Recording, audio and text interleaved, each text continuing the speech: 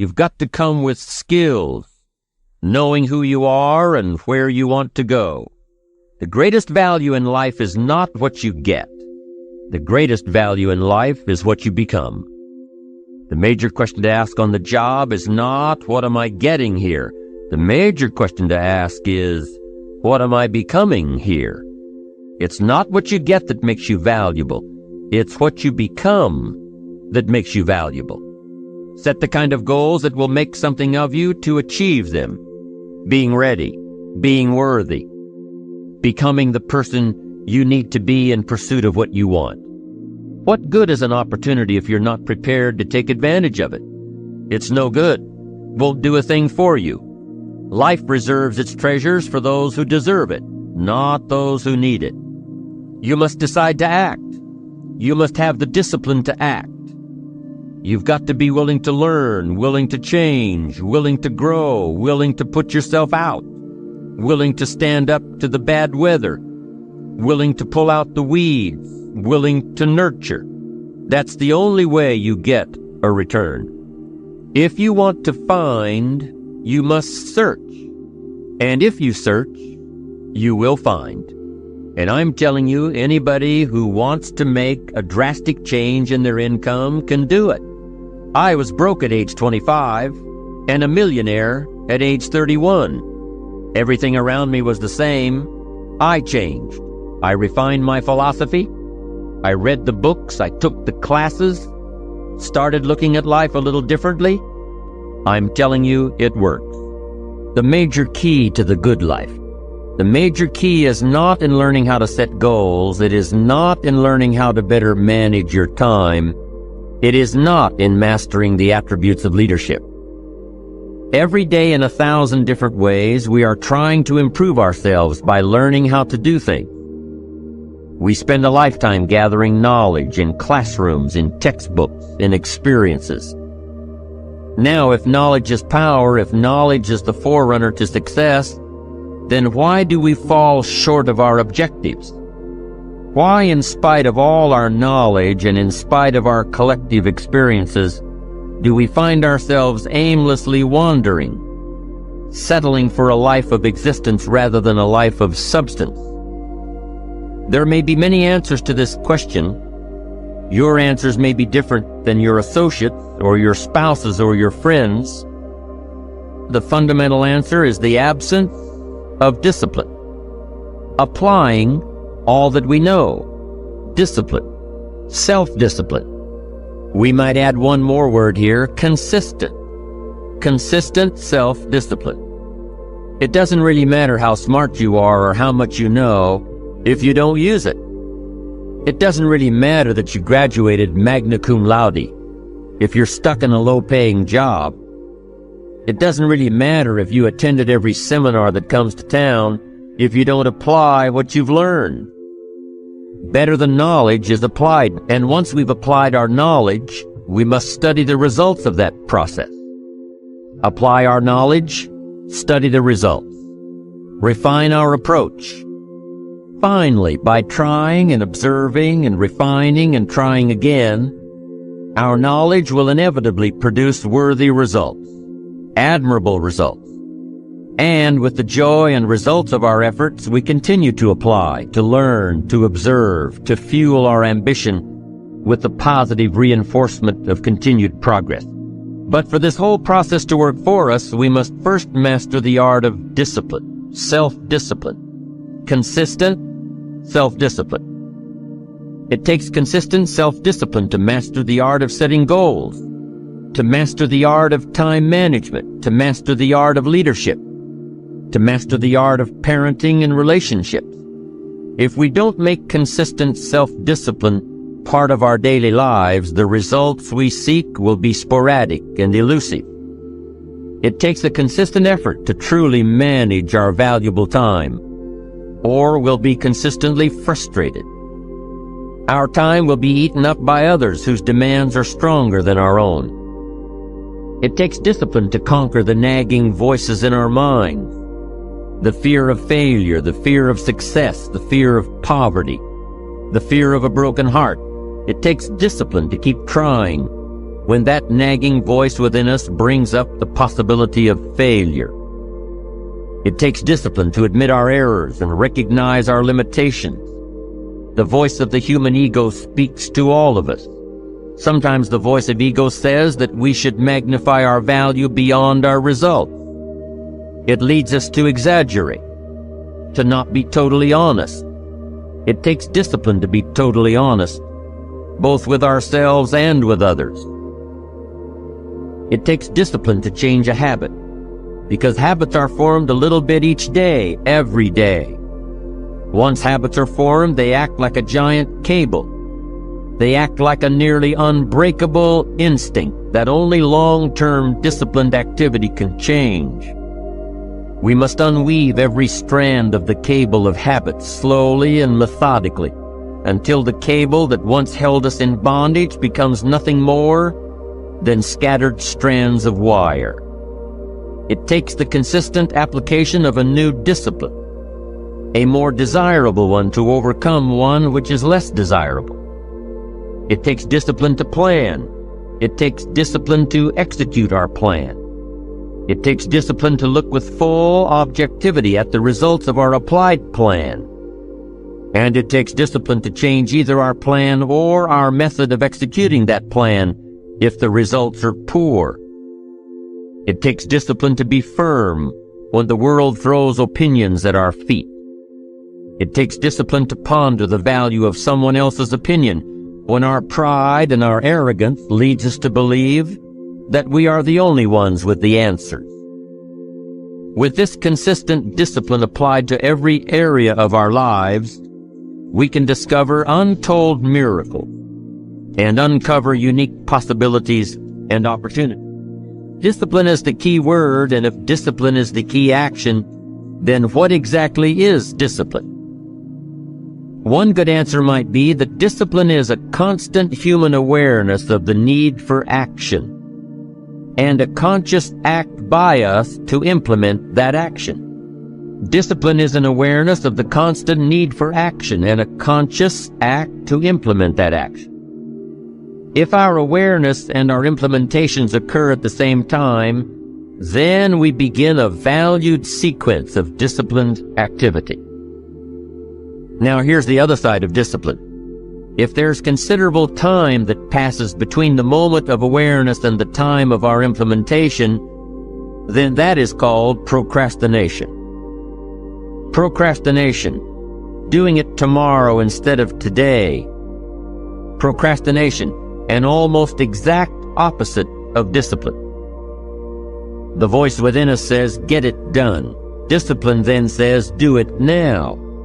Do it to the best of your ability, today, tomorrow, and always, until finally, the worthy deed becomes instinctive. Procrastination says later, tomorrow, whenever I get a chance.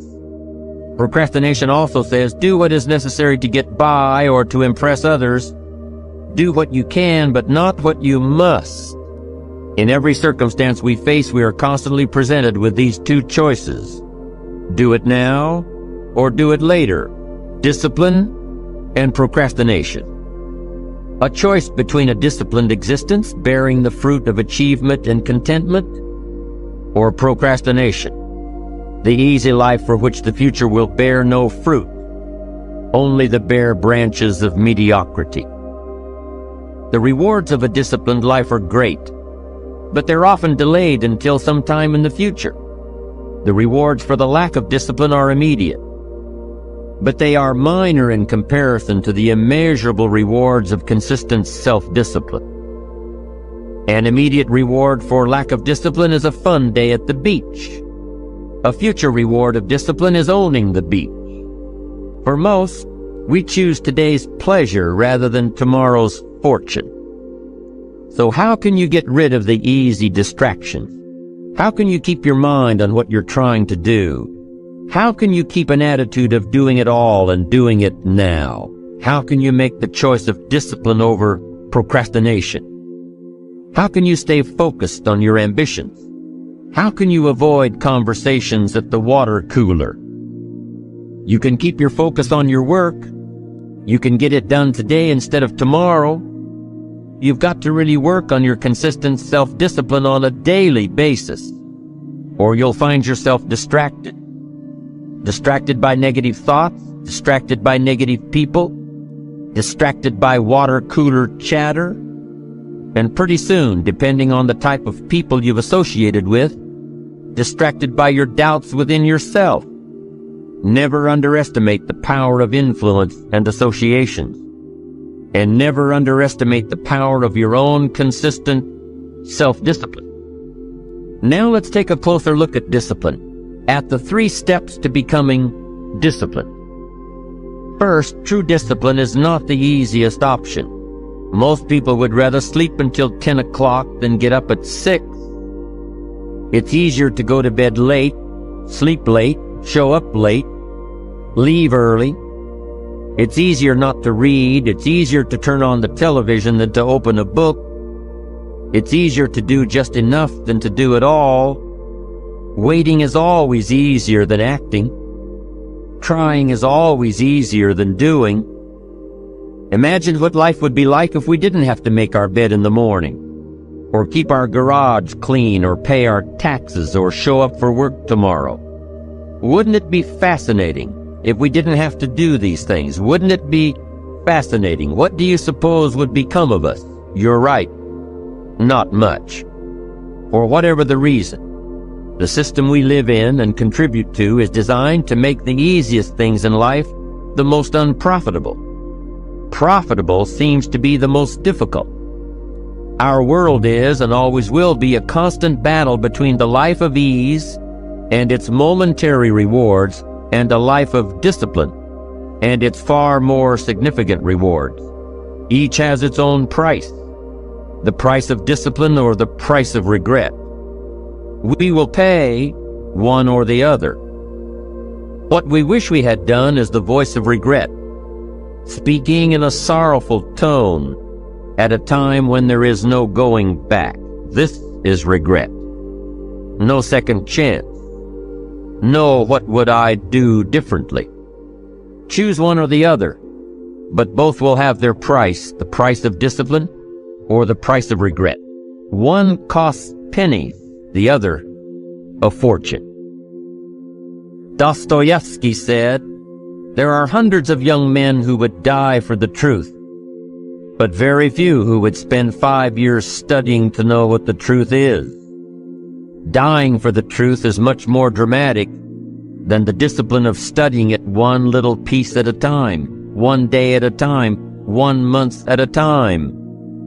But in the big picture, is dying for the truth really easier than adhering to the daily disciplines? The first lesson of discipline is that it isn't the easiest option. The second lesson of discipline is that it's a full-time activity.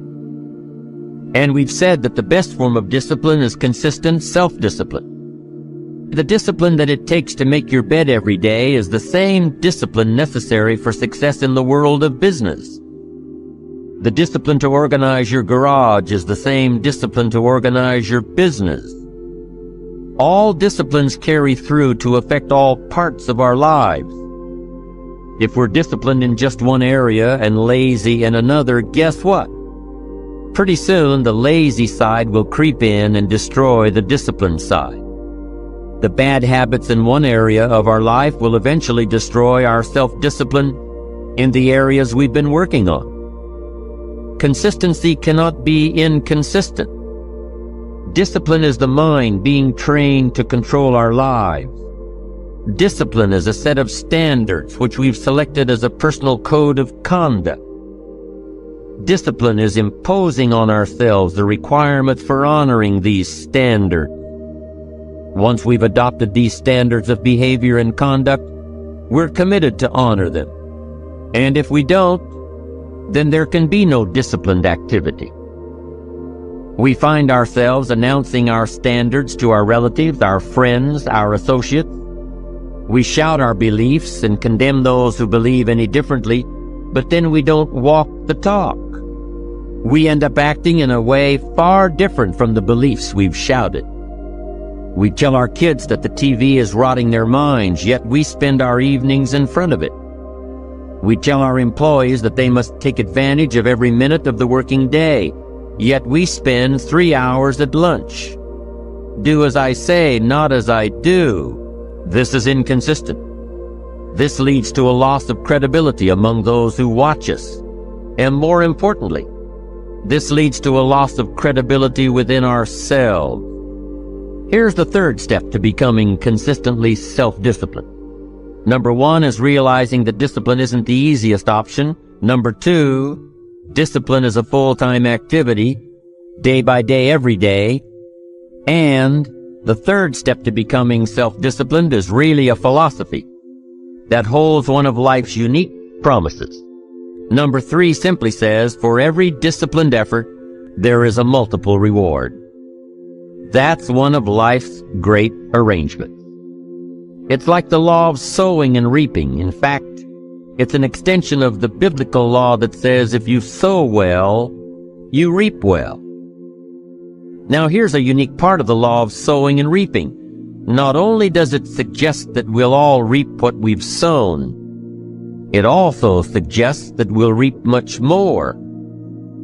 Life is full of laws that both govern and explain behaviors. But this may well be the major law we need to understand. For every disciplined effort, a multiple reward. What a concept. If you render unique service, your reward will be multiplied. If you're fair and honest and patient with others, your reward will be multiplied. If you give more than you expect to receive, your reward is more than you expect. The most valuable form of discipline is the one that you impose on yourself. Don't wait for things to deteriorate so drastically that someone else must impose discipline into your life. Wouldn't that be tragic? How could you possibly explain the fact that someone else thought more of you than you thought of yourself? That they forced you to get up early and get out into the marketplace when you would have been content to let success go to someone else who cared more about themselves? Your life, my life, the life of each one of us is going to serve as either a warning or an example. A warning of the consequences of neglect, self-pity, lack of direction and ambition, or an example of talent put to use. Now, can too much discipline be a bad thing? Can you possibly be too disciplined? Too much of anything is a bad thing. Life without balance results in an unbalanced life. Walking around the block every day is good. Walking or running 6 hours a day is bad. It's obsessive. Unless, of course, you make your living as a marathon runner. Then you're doing your job. Eating an apple a day is good. Eating only apples is bad. You won't get all the protein and vitamins and nutrients your body needs. You've got to stop and ponder where you've been and where you're going. You've got to reflect so you know if you're even on the right track. You'll start gaining a greater perspective of it all because you are planning. It takes great discipline on your part, but it will soon lead to a new habit, a habit of mastering your time, a habit of discipline that will lead you to the good life. But remember, the key word here, as you might well imagine, is discipline.